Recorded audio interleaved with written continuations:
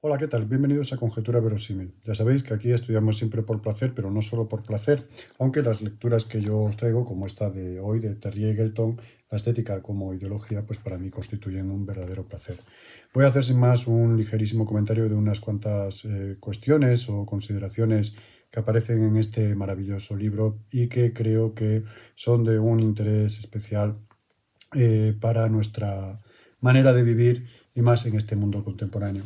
Voy a comentar unos cuantos fragmentos tanto de la introducción y del primer capítulo como del capítulo final, el capítulo 14 titulado de la polis al posmodernismo, y consideraciones que van a ir en torno a la propia definición de estética, hasta donde lo comprende el autor, haciendo un larguísimo paréntesis, como veis, porque todas estas páginas, el grueso de la obra, está dedicada a hacer un panorama sobre las cuestiones de estética tal y como lo han entendido pues desde Baumgarten a finales del siglo XVIII, pasando por Kant o Hegel, hasta Adorno, Foucault o Lyotard, ya estos dos últimos dentro plenamente de la cultura posmoderna.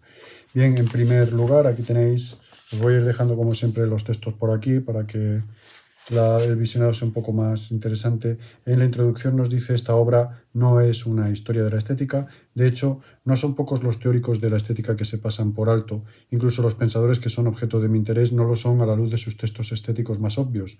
Y continúa diciendo el autor: este libro constituye más bien un intento de encontrar en la categoría de lo estético un modo de acceder a ciertas cuestiones centrales del pensamiento europeo moderno, de arrojar luz desde este particular ángulo de visión sobre un conjunto de cuestiones sociales, políticas y éticas mucho más amplio.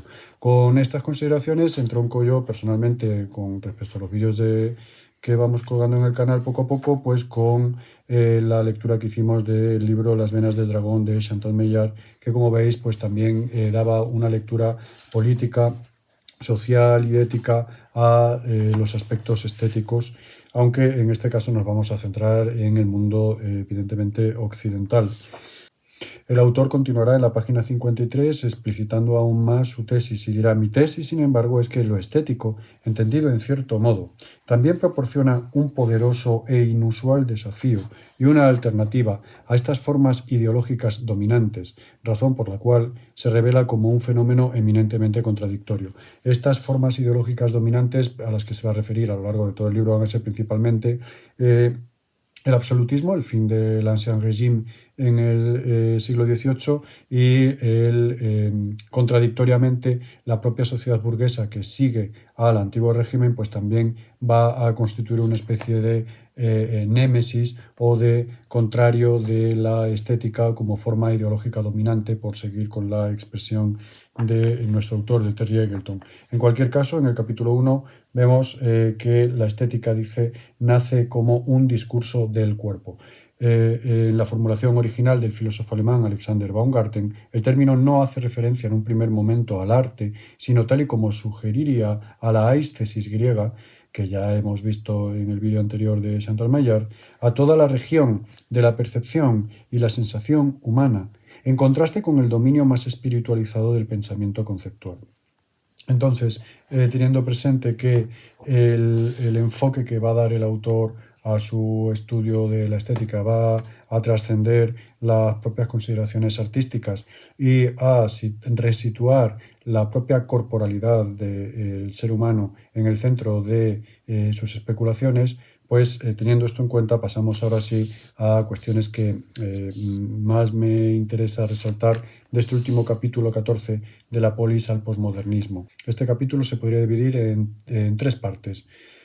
Una primera parte en la que se explicaría el porqué del título, de la polis al posmodernismo. Una segunda parte más central y amplia, que sería la que el autor dedica principalmente a Michel Foucault y a Jean-François Lyotard, que nosotros no vamos a poder considerar por falta de tiempo. Y una tercera parte, que es la que ya sí que más me interesa, que es el momento ya final de las últimas páginas, en el cual el autor Terry Eagleton nos expone una serie de ideas o de propuestas que están dentro de la consideración de estética como herramienta alternativa a estas ideologías dominantes y que por lo tanto tiene que ver no solamente con consideraciones artísticas o literarias, si se quiere, sino principalmente con otras cuestiones políticas y éticas. Así, en la primera parte de este último capítulo 14 de la Polis al posmodernismo, el autor empieza el capítulo con una pequeña fábula, a modo de fábula, dice él, beberiana, un relato beberiano, en el que dice: imaginemos una sociedad de un pasado indeterminado, en una situación previa al ascenso del capitalismo, tal vez incluso antes de la caída, con toda seguridad antes de la disociación de la sensibilidad, cuando las tres grandes cuestiones de la filosofía: ¿qué podemos saber? ¿Qué debemos hacer? ¿Qué es lo que consideramos bello? Aún no se habían escindido y distinguido entre sí, o lo que es lo mismo, una sociedad en la que las tres grandes regiones de lo cognitivo, lo ético, político y la estética libidinal todavía se encontraban en gran medida entremezcladas. El conocimiento aún estaba sometido a ciertos imperativos morales, había algunas cosas que no se debían saber, y no se contemplaba como una dimensión simplemente instrumental. La pregunta ético-política ¿qué tenemos que hacer? No se consideraba solo una cuestión de intuición, de decisión existencial o de preferencia inexplicable, sino que implicaba un conocimiento riguroso de lo que somos y de la estructura de la vida social, de tal suerte que había un modo de describir nuestra identidad a partir del cual sería posible colegir lo que deberíamos o podríamos llegar a ser. El arte no estaba tan marcadamente separado de la dimensión ético-política, sino que era uno de sus medios principales. Y tampoco era fácilmente distinguible de lo cognitivo, porque podía ser visto como una forma de conocimiento social, conducido dentro de ciertos marcos normativos éticos. Disponía de funciones cognitivas y tenía consecuencias ético-políticas.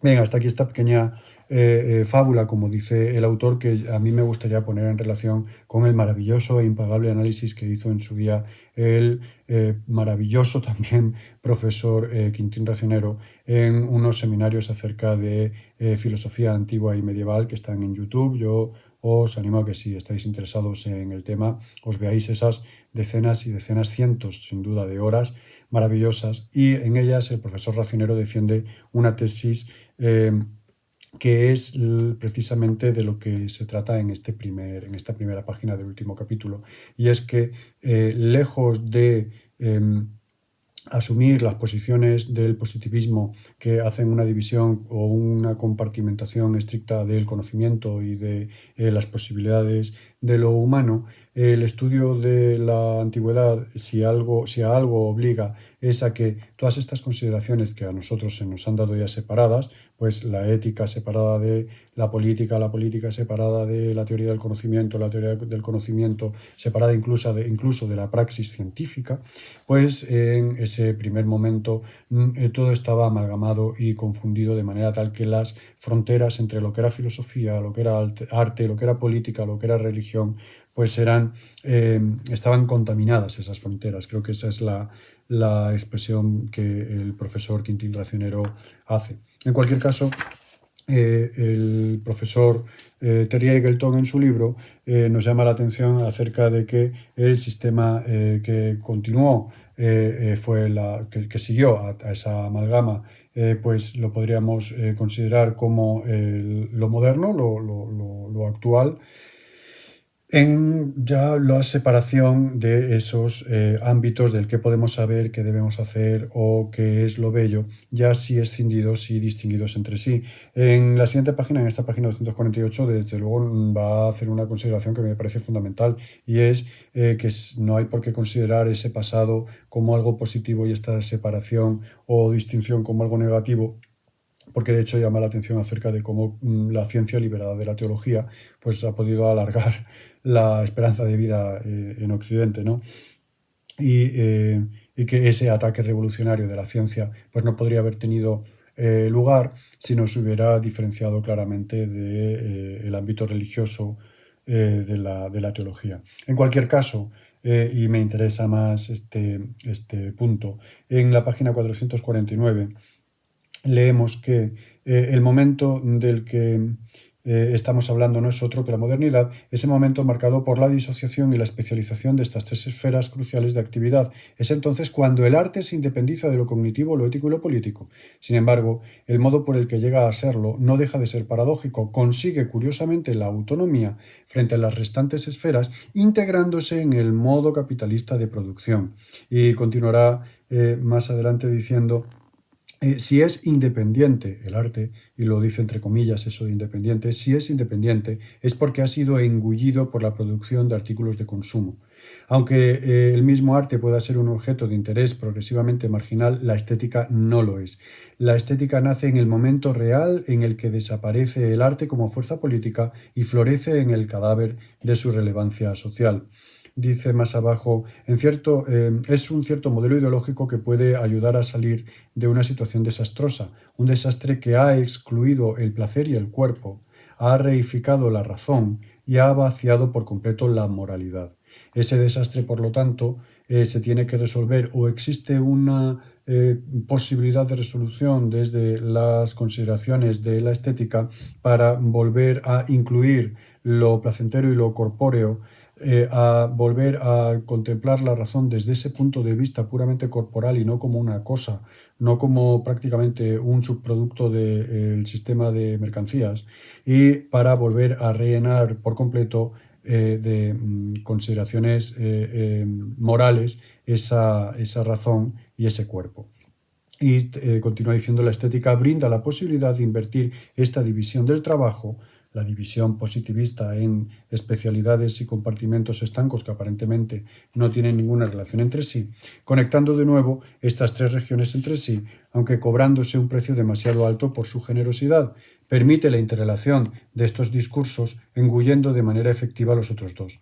Todo debe ahora convertirse en estética. La verdad, lo cognitivo, se convierte en aquello que satisface la mente o en lo que nos ayuda a movernos alrededor de nosotros de la manera más conveniente. La moralidad deviene cuestión de estilo, placer e intuición. ¿Cómo debe vivir uno su vida de manera adecuada? Convirtiéndose uno mismo en un artefacto, en una obra de arte. Ante esta posición, van a aparecer dos grandes sectores o dos grandes ramas de esta visión de la estética como algo trascendente al propio arte, que es la tesis que venimos defendiendo, como la estética como una cuestión central en lo que tiene que ver con las consideraciones políticas o éticas. Y es que va a haber una cuestión política, como decimos, que va a tender hacia la izquierda, y otra que va a tender hacia la derecha. La izquierda va a ser la consideración del arte como crítica, y la que va a la derecha, que va a tratar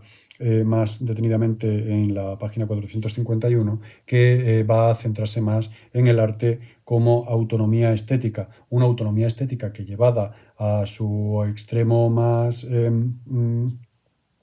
radical, pues va a suponer, como proponía la vanguardia revolucionaria, y vemos en la página 452, pues va a suponer el arte sin estética, la propia extinción de la misma consideración estética. De ahí que desde el principio esté Eagleton constantemente señalando el carácter puramente contradictorio de la estética como este elemento trascendente, o desde esta dimensión trascendente de la que estamos hablando.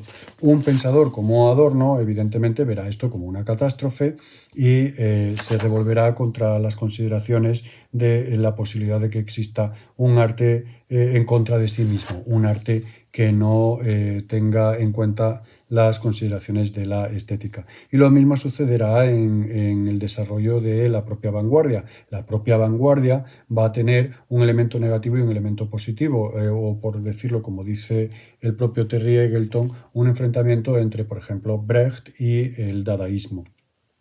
Finalmente, para terminar esta pequeña consideración previa, en la página 454, el autor recuerda que llegado a ese extremo de esteticismo, perdón, de arte sin estética, arte sin consideración trascendente de la vanguardia revolucionaria, de la vanguardia histórica, lo que se consigue es entonces que no haya artefactos, que no haya obras de arte, sino tan solo gestos, happenings, manifestaciones, rupturas. No es posible integrar algo que se consume a sí mismo en el momento de su producción.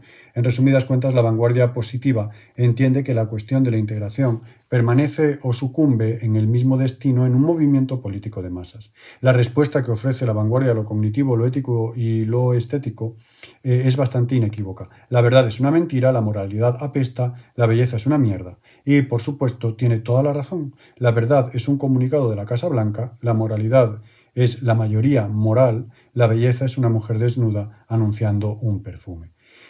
Pero aquí viene la reflexión de Terry Eagleton, maravillosa, el inciso, este final, este coletazo, este latigazo de genio y de agudísima intuición ética y social que dice, sin embargo, mira por dónde están también equivocados. La verdad, la moralidad y la belleza son demasiado importantes como para entregárselas con ese desdén al enemigo político. ¿Por qué enemigo político? Pues porque la Casa Blanca, la mayoría moral instrumentalizada por la industria cultural y los mass media y la belleza totalmente reificada en la falsificada desnudez de un anuncio publicitario, pues no son ni mucho menos la verdad, la moralidad y la belleza tal y como se pueden entender desde el punto de vista de la estética. Nos saltamos las estupendísimas páginas en las que el autor nos va a hablar acerca de qué respuesta ofrece la cultura posmoderna a estas consideraciones desde el punto de vista de Michel Foucault y de Lyotard, como ya os digo, y en la página 495, ya terminando el libro, leemos, la hibris teórica de que los seres humanos son infinitamente plásticos en sus capacidades pertenece esencialmente a la época del romanticismo burgués y ha sido en ocasiones asumida sin el menor atisbo de crítica por parte de los políticos izquierdistas. Karl Marx ciertamente no estaba entre ellos. Marx mantuvo con firmeza en su obra un concepto de la naturaleza humana y tenía buenas razones para hacerlo. Si Marx en ocasiones parece considerar de un modo inequívocamente positivo las facultades humanas, no las considera, sin embargo, infinitamente transformables. Es falso pensar que la idea de una naturaleza humana es intrínsecamente reaccionaria. Forma parte de la publicidad del sistema actual, del statu quo actual, el decir que todos queremos ser ricos y que todos queremos ser poderosos. Esto es falso, no está en nuestra naturaleza el afán de la riqueza. Solamente una situación en cuya esencia esté la relación social entre un dominador rico y un dominado pobre, solamente en esa situación el pobre puede anhelar ocupar el puesto del señor, el puesto del amo, el puesto de la riqueza. Ni mucho menos ha sido así siempre, ahí está la historia y la antropología para dar cuenta de ello, y si verdaderamente hubiera sido una cosa esencial de nuestro ADN, las múltiples culturas y civilizaciones que han existido, pues habrían dejado huella de ello. No, lo que Marx decía acerca de la naturaleza, que si en este mundo queda algo que se pueda considerar como natural, será alguna isla coralina de reciente formación ahí en el Pacífico cerca de Australia, porque el resto para nosotros está siempre mediado por lo que podíamos denominar cultura, o por lo que podíamos denominar política, por lo que podíamos denominar relaciones sociales. Dentro de esas relaciones sociales sí encontramos una serie de universales antropológicos que podríamos identificar efectivamente con posiciones egoístas, pero que desde un punto de vista práctico tienen consecuencias altruistas. Hace poco, no os puedo dar ahora la referencia, hace poco vi por las redes a una antropóloga a la cual le preguntaban que para ella cuál era el signo de civilización, de humanidad en el registro fósil humano, y todo el mundo pues esperaba pues un anzuelo porque ya te puedes adentrar en el mar a pescar y entonces puedes emigrar por vía marítima, tal. Otros pensaban la caza. No, esta mujer dijo fracturas soldadas, fracturas selladas, que el fósil haya dejado una evidencia de una herida terrible en un fémur que incapacita para la defensa y en la madre naturaleza te quedan horas o escasos días de vida, pues decía ya, el hecho de que alguien se haya preocupado de recogerte, de cuidarte, de protegerte, de alimentarte, eso es el signo de civilización. Evidentemente hay un trasfondo egoísta, este no es el tema del vídeo, sino que es el comentario que yo haría a este apartado acerca de las consideraciones que Karl Marx hacía acerca de la naturaleza humana. Es falso, de toda falsedad, que el ser humano por naturaleza quiera ser rico, y es falso, de toda falsedad, que el ser humano por naturaleza quiera tener acciones en la bolsa. Bien, en cualquier caso, más abajo dirá que esta posibilidad de cambio de la que habla el propio Marx, que no es infinita, que nosotros no podemos cambiar de manera infinita, sino que estamos determinados, uno de esos límites dados es el límite del propio cuerpo, dirá Terry Eagleton. Pero ese creativo hacerse uno mismo se lleva a cabo dentro de unos límites dados que son a la postre los límites del propio cuerpo. En virtud de la estructura biológica de este cuerpo, las sociedades humanas necesitan implicarse en algún modo de trabajo y en alguna forma de reproducción sexual. Todos los seres humanos necesitan calor, descanso, alimento y protección, y están inevitablemente comprometidos con las necesidades del trabajo y la sexualidad en diversas formas de asociación social, cuya regulación llamamos política. La sociedad humana es, en este sentido, natural, aun cuando todas las sociedades particulares sean artefactos. Bien, yo creo que está claro esta consideración de la naturaleza humana como una naturaleza social que tiene necesidades y que debe atender a esas necesidades, y como una consideración artificial el hecho de cómo se desarrolla ese cuidado y cómo se desarrollan esas consideraciones acerca de esas necesidades. Más adelante dirá que aquí en la misma página 496, y recordando a Freud, si por algo me ha gustado este libro es porque a mí me ha reconciliado con Freud, la verdad. Debo reconocer que yo tenía una opinión sobre la obra de Sigmund Freud totalmente distinta antes de leer este libro. Este libro me ha abierto los ojos, y dirá: debido a que los seres humanos son débiles y están indefensos, especialmente en el periodo de su infancia, sienten la necesidad biológica de cuidado y sostén emocional por parte de los otros. Es aquí, como reconoció Freud, donde se encuentran los primeros destellos de moralidad. Aquí me gustaría a mí también llamar la atención acerca del vínculo que existe entre estas consideraciones freudianas sobre el cuidado y sostén emocional y los primeros destellos de moralidad con la filosofía de Emmanuel Levinas de otra manera que ser, en la cual el filósofo Levinas defiende que lo conceptual no es previo a lo moral, sino que precisamente lo moral es previo a lo conceptual. Lo ontológico no es lo primero, el ser no es lo primero es el ser moral. Y después esa moralidad se desarrollará conceptualmente, cognitivamente, etc. Pero según defiende Levinas, nosotros ya venimos de suyo, ya venimos siendo seres morales. Volviendo al texto de Terry Eagleton, dice: es aquí, como reconoció Freud, repito, donde se encuentran los primeros destellos de moralidad, en los lazos de compasión material entre los jóvenes y sus mayores. De tal modo, hechos y valores, prácticas biológicamente esenciales y sentimientos de amistad hacia el compañero no son disociables en el marco prehistórico de los individuos humanos. Estos sentimientos de compasión, sin embargo, tienen que luchar duramente en el transcurso de nuestro desarrollo personal e histórico contra todo un conjunto de factores que nos amenazan.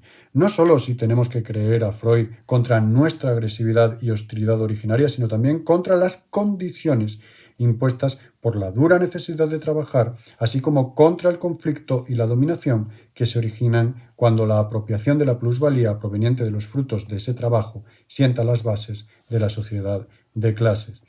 Y termina este fragmento diciendo: nuestras condiciones materiales compartidas nos vinculan ineluctablemente, y al hacerlo dejan abiertas las posibilidades del amor y la amistad.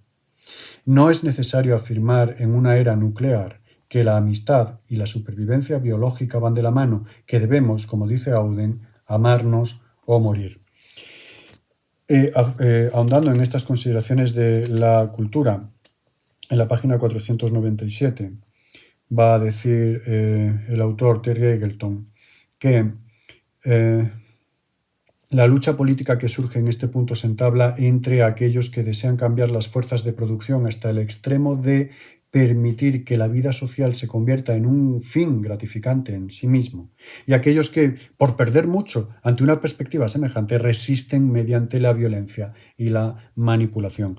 Es evidente que las situaciones sociales a lo largo de la historia, si por algo se han definido y si alguna característica comparten, es la de la desigualdad en un sentido de no equivalencia. Los miembros de una sociedad no son equivalentes. No me gusta mucho esta palabra equivalente. Yo la tomo de la ética nicómaco de Aristóteles, el toison de ese maravilloso libro.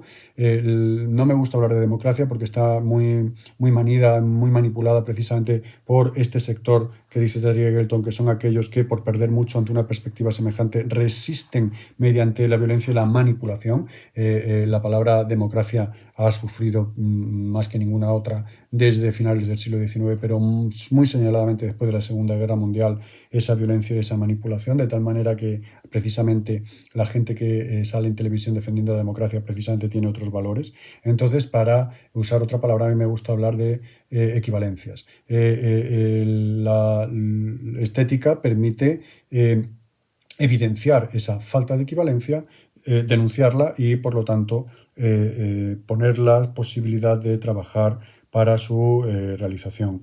En este sentido, y recordándome también a las clases del profesor Enrique Dussel, dirá en esta misma página 497 dirá Eagleton: la idea de la naturaleza humana o de ser genérico, por decirlo con Marx, se vuelve en la frontera entre el hecho y el valor. Las necesidades que tienen los seres humanos en cuanto parte esencial de su naturaleza biológica, la comida, la protección, la asociación, la protección ante el daño y demás, pueden servir como norma del juicio y de la práctica política. De estas consideraciones hablaremos más detenidamente cuando, si me da tiempo, pues veamos las 14 tesis de ética del profesor Enrique Dussel. De aquí simplemente pues apuntar a ello. Para terminar ya, llevamos ya tiempo suficiente. En la página 499 tenemos uno de los momentos más profundos del libro, al final, ya muy al final. El libro termina en la 501 y el autor nos dice en esta 499, siempre en la edición esta de maravillosa edición de Trotta, dice: el pensamiento ético moderno ha causado verdaderos estragos en su falsa asunción de que el amor es principalmente un asunto personal antes que político. Cometió el error al no adoptar el punto de vista aristotélico de que la ética es una rama de la política, orillando cuestiones como ¿qué es vivir bien?, tener felicidad y serenidad en el conjunto de una sociedad. Vivir bien no es tener un sueldo. Ya está, no, eso no es vivir bien. De hecho, si algo se está demostrando en estos años oscuros del tardocapitalismo o de la cultura posmoderna o lo que sea, como llamamos a esto, esta barbarie en la que Europa está empezando a caer otra vez en la marginalidad, ahora que el centro ha pasado del Atlántico al Pacífico, tener un sueldo no garantiza, como leemos aquí, que eso sea vivir bien, tener felicidad y serenidad en el conjunto de una sociedad, sino que como mucho tener un sueldo te permite vivir dentro de un coche de segunda mano. Y continúa Terry Eagleton diciendo: una consecuencia de este grave error es que es más difícil de lo que podría haber sido conseguir amor, incluso en un nivel interpersonal. La estética, dirá más adelante, se preocupa, entre otras cosas, por la relación entre lo particular y lo universal, lo cual es un asunto de gran importancia para lo ético-político. Una ética materialista es estética porque parte de lo concreto, tomando el cuerpo, ¿de acuerdo? Lo más concreto, el cuerpo y las necesidades de la corporalidad. No solamente el comer, el beber, sino también el amor, el sentirse vivir bien, el sentirse feliz y sereno. El amor como consideración política, pública, no como algo puramente íntimo que no tiene nada que ver con las consideraciones de la filosofía o de la política. Una ética materialista, repito, es estética porque parte de lo concreto, tomando su punto de arranque de las mismas necesidades y deseos de los individuos. Pero la necesidad y el deseo son lo que hace que los individuos no sean idénticos a sí mismos, el medio gracias al cual están abiertos a un mundo de otros individuos y otros objetos. Lo particular, desde lo que uno parte, no es la identidad de sí. Un punto que la estética tradicional, en su afán por cercenar el deseo de la concreción material, no es capaz de apreciar. Este individuo particular se transgrede a sí mismo. El deseo brota a través de nuestra implicación material con los otros desde el principio. La implicación material con los otros desde el principio, desde nuestro propio nacimiento, desde la materialidad de nuestra implicación con nuestra propia madre, desde la materialidad de nuestra implicación salvando la escasa distancia entre nuestra boca y el pezón que nos amamantaba. Ya para terminar, dice... En este conflicto entre el individuo particular y su conexión con los otros, con lo universal, que es donde Terry Eagleton pone a la estética como posible vínculo, dice: el individuo particular se eleva hacia lo universal. Es en este punto, en efecto, en el que el pensamiento liberal burgués generalmente se detiene, al descubrirse un espinoso problema en el hiato que se abre entonces entre la universalidad necesariamente abstracta y la particularidad concreta de los individuos. El pensamiento izquierdista, sin embargo, impulsa este proceso aún más lejos, pues el objetivo final de nuestra universalidad, de nuestra igualdad de derechos para participar en la definición pública de los significados y los valores, es que las particularidades concretas de los individuos puedan ser respetadas y satisfechas. Y aquí quisiera responder a un pequeño conflicto que mantuve con una amiga mía acerca de lo que significa ser mujer. La particularidad nos devuelve a un nivel superior. La diferencia debe atravesar la identidad para llegar a ser ella misma, una posición desastrosamente abandonada por gran parte de la teoría contemporánea. Vuelvo a leer esto. La diferencia debe atravesar la identidad para llegar a ser ella misma. No se trata de lo que Raymond Williams llama un particularismo militante, la posición de aquellos frecuentemente caracterizados como los otros, mujeres, extranjeros, homosexuales, que sencillamente exigen el reconocimiento de lo que son. ¿Qué significa ser una mujer, un homosexual, un nativo irlandés? Es cierto e importante que esos grupos excluidos han desarrollado determinados estilos, valores, experiencias vitales que pueden ser ahora invocados como forma de crítica política y que urgentemente necesitan libertad de expresión, pero la cuestión más importante pasa por exigir igualdad de derechos con otros y descubrir lo que puede llegar a ser uno sin asumir una identidad ya completamente forjada que ha sido sencillamente reprimida. Todas las identidades de oposición son en parte función de la represión y al mismo tiempo resistencia a esa opresión. En este sentido, lo que uno puede llegar a ser no puede sencillamente descifrarse a partir de lo que uno es ya.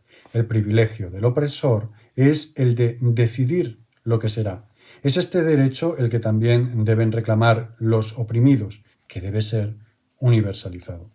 Y termina el libro en la página siguiente haciendo una consideración acerca de que los discursos acerca de la razón, la verdad, la libertad y la subjetividad tal y como los hemos heredado necesitan en efecto una transformación profunda, pero toda política que no se tome con toda la seriedad posible estos temas no tendrá la inteligencia ni la flexibilidad suficiente para plantar cara a la arrogancia del poder. Y es esta arrogancia del poder la que nos ha dado las definiciones o las palabras a los propios oprimidos. Es esa arrogancia del poder la que ha dado el nombre de mujer a las mujeres y a gente que no lo son, pero que entra dentro, a los homosexuales, a las lesbianas, a los negros, en fin, a los marginados, a los otros que el poder. El pensamiento dialéctico que despliega Terry Eagleton en esta maravillosa obra La estética como ideología, dictada en estas ediciones tan chulas, estos libros tan chulos de la editorial Trota, pues ese pensamiento dialéctico ofrece, como veíamos también en el vídeo de Gayle Rubin y la filosofía de la liberación, que tenemos también por el canal, pues son esas palabras que nos da el poder, quiero decir, esas palabras mediatizadas por la violencia y por la manipulación, las que precisamente hay que intentar trascender y abandonar. No digo yo que dejemos de usar la palabra mujer, para referirnos a lo que de una manera estándar podemos entender como mujeres.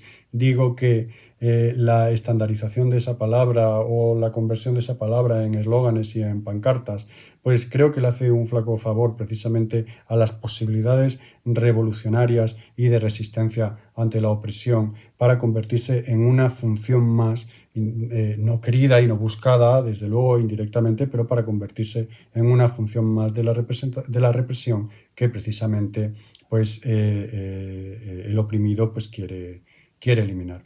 Bien, mis niños, hasta aquí el vídeo de hoy. Leed La estética como ideología y lo dicho, amor y poesía cada día. Adiós.